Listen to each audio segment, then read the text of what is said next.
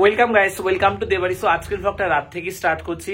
প্রথমে যে কথাটা বলবো, আমাদের ঘরের দেওয়ালটা যেটা বেঁকে গেছিল উপরের দিকে, ওলন দিয়ে ভালোভাবে করেনি, সেটা কালকে মিস্ত্রিটা করে এসে ঠিক করে দেবে। নতুন বাড়ি ভাঙাভাঙি হবে, এটাই যা কষ্ট লাগছে। ব্যাপারটা হচ্ছে গিয়ে আমরা দু একজনকে দেখানোর পরে ওনাদের বলার পর ওনারা ঠিক করছে। তারপর বিল্ডার্স কাকু, যার সঙ্গে কথা বলে আমরা মিস্ত্রিকে কাজ দিয়েছিলাম, উনি আরো রেগে গিয়েছিলেন। তো তারপরে ওনারা সেটা ঠিক করে দেওয়ার কথা বলছে। তার আগে আমি একবার বলছেন যে ওই জায়গাটা বাঁকা, উনি একবার বলছেন ইট ছেটে দেবে। আজকে অনেকে কমেন্টে বলো না ওই জায়গাটা ঠিক করতে হবে, 5 ইঞ্চি ভাবে ছেটে দিলে হয় না। তো ওনারা আগে ভালোভাবে বলা ছিল, বাবা এত কেয়ার করে যত্ন করে, সেইটার কি একটা দাম নেই, আমি সেটাই ভাবছি। অনেকেই কমেন্ট করে বলছে যে ওনাদের বেশি যত্ন করা উচিত না, কথার জন্য কোথাও খাইনটাকে ঠিক মনে হচ্ছে না। বাবা মানুষটাই ওরকম, মানুষকে ভালোবাসে, যত্ন করে, এরকম টাকা দিয়ে তো কাজ করছে, কিন্তু টাকার বাইরেও একটা ভালো ব্যবহার বাবার তরফ থেকে সবকিছুতে মানুষ পায়, এটা আমি দেখে এসেছি। আমরা অতটা ভালো না, বাবা যতটা ভালো। আমি তো রেগে গেছিলাম, কিন্তু বাবা তো না, বলছে না থাক, কষ্ট দিচ্ছে, হয়ে গেছে, ঠিক করে দেবে, এটা সেটা। যাই হোক, কালকে ঠিক করছে। এখন রাতেবেলা ব্লগটা স্টার্ট করলাম। ঘরের মধ্যে মেট্রো নিয়ে দেওয়া হচ্ছে, সেটারও কালকে কথা বলতে যাবো। ফল সিলিং হবে, মোটামুটি হয়ে এসছে। তবে জল বেশি করে দেওয়া উচিত দেওয়ারে, যেটা আমি জানতে পেরেছি। আমি অনেক মিস্ত্রিরা আমাকে বলেছে, আমি ইঞ্জিনিয়ারদের ভিডিও দেখেছি, প্রথমে এক সপ্তাহ নতুন গাড়িতে ভালো করে জল দেওয়া উচিত। এটা হচ্ছে মেন কারণ, নাহলে দেওয়ালে ফাটল ধরে, ড্যাম্প হয়। তো যাই হোক, সবাই যে সাজেশনগুলো দিচ্ছে সেখান থেকে অনেক ইমপ্রুভ আমরা করছি আর করবো, চেষ্টা করছি অন্তত। রাত্রেবেলায় ভ্লগটা স্টার্ট করলাম। এখন আমি যাবো একটুখানি রুটি আনতে। মাংস হয়েছে, ভাত খেতে ইচ্ছা হচ্ছে না, মাংস দিয়ে রুটি দিয়ে খাবো। এই যে এখন পাখা বন্ধ করে হাত পাখা দিয়ে হাওয়া খাচ্ছে। তুমি যে টিভিতে বিল তোলো, টিভিতে কিছু ভালো তুমি বলছি টিভিতে বিল তোলো, পাখা বন্ধ হলে কি হবে? আমাকে যে এইসব বলতে আমি কিছু বুঝতে পারি। তোমার পাল্লার পরে অনেক সিরিয়াল দেখছি। আমার কথা শোনো, তুমি কি রুটি খাবে রাতে? আমরা কেন ঘরে এত মাংস এনেছি, আগে সেই কথাটা বলো। এত মাংস 1 কিলো মাংস লাগে না, 2 কিলো মাংস না, আমরা বলেছি 2 কিলো ওখানে মাংস নেই, 190 টাকা কিলো, ওখানে হচ্ছে 220 টাকার মাংস। আর একটা কথা তোমাদের বলি, আমাদের ঘরে অনেকদিন পর মাংস হয়েছে বলে একটু বেশি আনা হয়েছে, তাও বেশি আমরা বলেছি, কিন্তু 220 টাকার মাংস, 190 টাকা কেজি, 220 টাকায় কত 1.5 কেজি মাংস হয় না। তো এই আনা হয়েছে, আমরা খেয়েছি সকালে, সবাই একটু বড় বড় পিস হয়েছে, 2-3 পিস করে খেয়েছি। সেটা মাংস আনা হয় না। আমরা খাওয়া দাওয়া অনেক কমিয়ে দিয়েছি ঘরের জন্য। আগে যেমন ভুলভাল খাওয়া হতো, পট করে মাংস এটা সেটা, তারপরে ফল আনাতে এটা সেটা, আমরা অনেক কমিয়ে দিয়েছি খরচা। মিষ্টি, চাউমিন ঠাউমিন, তোমরা দেখেছো ব্লগে যে মাও সেদিকে বলছে যে এখন তো আগের মতন খাবার দাবার আনিস না ঘরে। অনেক কিছু কমিয়ে দিয়েছে ঘরের জন্য, শুধুমাত্র যে ঘর হচ্ছে টাকা পয়সা দরকার, ঘরটা সাজাতেও তো অনেক টাকা লাগবে, ঘর হয়ে গেলে 2টো খাট লাগবে, ফ্রিজ লাগবে, তো অনেক কিছু খরচা রয়েছে, সেটা মাথায় রেখেছে। ব্যাপারটা হচ্ছে কি, সবাই যে কমেন্টগুলো করে পজিটিভ, মানে যেগুলো ঠিকঠাক কমেন্ট, সেগুলো থেকে অবশ্যই ইমপ্রুভ করি, ইন ফিউচারও করবো। তবে এই কমেন্টের জন্য আমি আগের মতন ব্লগ করতে পারি না, ভাবি কি ভুল হলো, কে কি বলবে, কে কি করবে। তো আমি ভেবে নিয়েছি এবার থেকে আগের মতন যেমন মন খুলে কিছু বলতাম, কিছু দেখাতাম, সে আমি ব্লগটা বানাবো। তোমরা কমেন্ট করো, যেগুলো আমার মনে হবে যে হ্যাঁ ঠিক আছে, একদম ঠিকঠাক কথা বলছি, এই জায়গাটা আমাদের ভুল হচ্ছে, ইমপ্রুভ করবো। খাওয়া দাওয়ার জিনিসগুলো আমার আজকে অনেকে যেভাবে বলেছে আমার একটু খারাপ লেগেছে। তো যাই হোক, তবে আমাদের বেশি মাংস আনা হয়, অনেকদিন পরে এনেছে। আর আমরা আনন্দ, অনেক পরিবার থাকে আনন্দ হয়ে করে খাওয়া দাওয়া করতে ভালোবাসে, সব পরিবার তো একরকম হয় না। কারো হয়তো 500 মাংস তো অনেকে 4-5 খেয়ে নেয় দুবেলা। আমাদের হয় সেটা হয় না, আমাদের হয় না, আমাদের একটুখানি বেশি করে খায়, আনন্দ করি, এটা আমাদের ঘরে হয়। এক একটা পরিবার এক এক রকম হয়।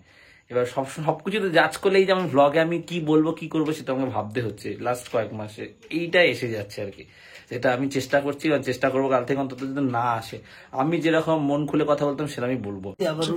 আমি রুটি আনতে যাবো, আমি রুটি খাবো, তো তোমার কি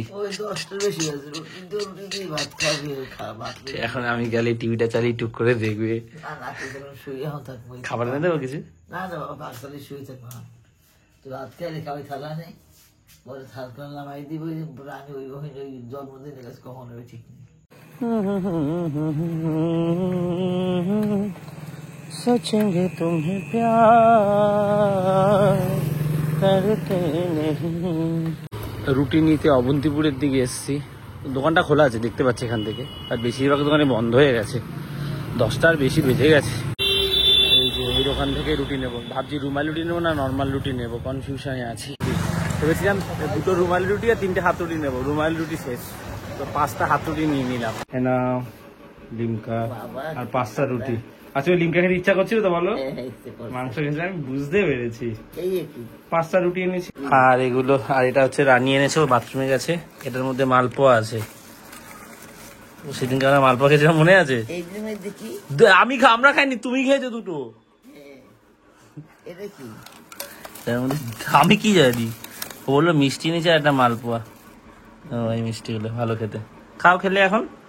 আর এখন লিমকাটা খাবে। তো আজকে হচ্ছে ইন্ডিয়া পাকিস্তানের খেলা, কিন্তু সেই আগের মতন উত্তেজনাটা নেই, যেহেতু বিরাট কোহলি খেলছে না, রোহিত শর্মা নেই তার মধ্যে, এবার ক্রেজটা কম। অনেকেই বিরাট কোহলি, রোহিত শর্মা প্রচুর ফ্যান। এবার ইন্ডিয়ার ফাইনালটা ডেফিনেটলি দেখবো, সেমিফাইনালটা দেখবো। ওয়ার্ল্ড কাপে যদি বিরাট কোহলি নাও খেলে, সামনে তো ছেড়ে দেবে খেলা, বয়স হয়ে যাচ্ছে, তখন হয়তো ওয়ার্ল্ড কাপে দেখবো, ইন্ডিয়াকে মনে প্রাণে সাপোর্ট করবো। কিন্তু ওই পছন্দের মানুষটা না থাকলে যে একটা কেমনটা হয় না, ওই জিনিসটা হবে। যেমন মেসি ফুটবল ছেড়ে যখন মানে ইউরোপের ক্লাব ছেড়ে যখন এই আমেরিকান ইন্টার মায়ামিতে খেলছে, আমি মানে চ্যাম্পিয়ন্স লিগ অনেক খেলাম, সেরকম দেখা ছেড়ে দিয়েছি অলমোস্ট। ফাইনাল টাইনাল টুকটাক দেখি। মেসি আর্জেন্টিনা খেলা ছেড়ে দিল, আর্জেন্টিনা খেলা নিয়মিত সকালবেলা উঠে দেখা বা বিকালবেলা খেলা থেকে 4টের সময় দেখা, সেই জিনিসটা তো কমে যাবে। ওয়ার্ল্ড কাপ হলে খেলা দেখবো। আর ইন্ডিয়া তো এখনো ফুটবল ওয়ার্ল্ড কাপে যায়নি। আই উইশ জানি ইন্ডিয়া আগামী 2 বছরের মধ্যে একবার কোয়ালিফাই করে যায়, এটা খুব আমার ইচ্ছা। তো এই খেতে বসে গেছি, 3 পিস মাংস, 3টে আলু, একটা গলা নিয়েছি। আর এটার মধ্যে এই দেখো, এটা হচ্ছে কি টয়ের জন্মদিন, টয়ের মা হচ্ছে কি পায়েস দিয়েছে। পায়েসও খাবো অল্প একটু, মাংস দিয়ে রুটি অনেকদিন ধরে খেতে ইচ্ছা করছে, খাই টুকটুক করে, দারুণ। তো এটা হচ্ছে পরের দিন সকালবেলা, ব্লগটা রাত্রে কন্টিনিউ করা হয়নি, ভেরি সরি ওয়ান্স অ্যাগেইন। মিস্ত্রি কাকুরা এসছেন, তবে আমার খারাপ লাগছে, এটা হবে ওটা নতুন গাঁথনি হয়েছে, নতুন ঘর আবার ভেঙে আবার করবে, ওটাই খারাপ লাগছে। কিন্তু ঠিক তো করতে হবে, জায়গাটা খারাপ কালকে অনেকেই বলেছে। মেট্রো ট্রেনে আরেকজন কাকু এসেছিল, উনিও আমাদের এস্টিমেট দিল। তো মেট্রো ট্রেনে প্রচুর খরচা, জিঙ্গেল দিয়ে করলে বললো 66,000, আর টাটা যেটা 0.47 যেটা ভালো সিটটা দিয়ে করলে বললো 80,000 বা বেশি লেগে যাবে। এবার যদি আমরা মালগুলো কিনে দিই, জিআই পাইপ দিয়ে করবে, যেটা সাদা পাইপ, আর আমরা যদি মালগুলো কিনে দিই ওনাকে 16-17 হাজার টাকা মানে দিতে হবে ফিটিংস করার জন্য। খুব টেনশনে আছে আমরা এখন আর একবার যাবো আর একটা দোকানে, তার আগে একটু ওখানে কাকুরা এসছে কি কাজ করছে দেখে এসে। আমার মনটা খুব খারাপ, যেটা আবার ভেঙে করছে, কেন দেখে আগে ভালোভাবে করলো না, এটা হচ্ছে আমার মনে বারবার প্রশ্ন জাগছে। আর আজকে সকাল থেকে এরকম মেঘলা আকাশ, ছিটে ফোটা বৃষ্টিও হয়ে গেছে। এখন এই প্রথমে বাথরুমের যে কাঠগুলো ছিল আজকে এই প্রায় 1 সপ্তাহ পর খোলা হলো, কারণ আজকে এই জায়গাটা গাঁথনি কমপ্লিট হবে। আর এখানে দাদা তো পেরেক গুলো খুলছে, আর এই ওয়ালটাও ঠিক করা হবে। কি হয়েছে? না এখন এই বাথরুমের কাঠগুলো খুলছে।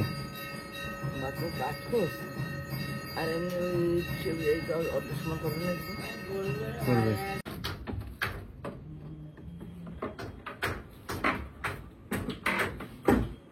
রাতের পান্তা ভাত ছিল, ওটাই আজকে সকালে এখন ব্রেকফাস্ট। অনেকদিন চিড়ে মুড়ি খাওয়া হয়েছে, এটা ডিম ভেজে নিয়েছি, খেয়ে নি ভাত কটা।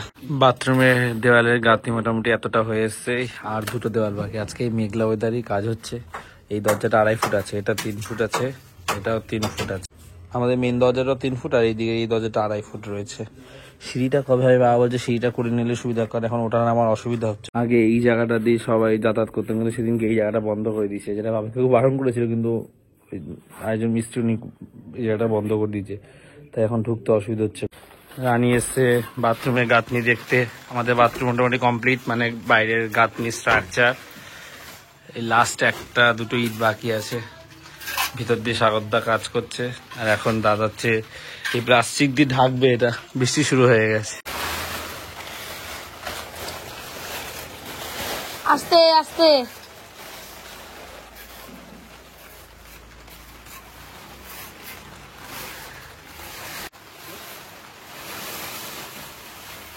এবার যাচ্ছি ইট দিয়ে আসতে। কেন ইট কি করো? ঠিকই দাও।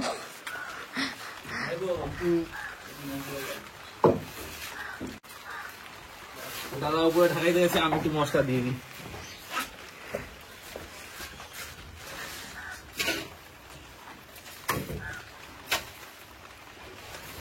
একটা লেবারের রোজ তো তোকে দিতে হবে রে।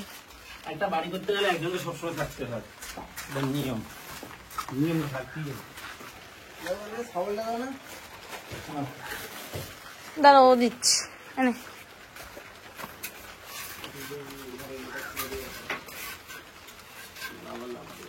তো এই ব্লগটা এখানেই শেষ করছি। বাথরুমের গাঁথনিটা হয়ে গেল, মানে পুরো গাঁথনি কমপ্লিট, শুধু এখন ওটা ওয়ালটা একটু ভেঙে বাকি যে গাঁথনিটা আছে ওটা করবে আর কি। আর এবার আমি যাবো, একটুখানি দরকার আছে, ঘরে জানলা দরজার মাপগুলো নেব, নিয়ে এই লোহার কারখানায়, গ্রিলের কারখানায় কথা বলবো, মেট্রো টিনটা ফাইনাল করতে হবে আজকে। তো চলো ব্লগটা শেষ করছি, ভালো লাগলে লাইক করে দিও, আর দেবাইতে প্রথমবার সেটা সাবস্ক্রাইব করে দিও। তো আজ এতটাই, আবার কাল কথা হচ্ছে, চলো টাটা।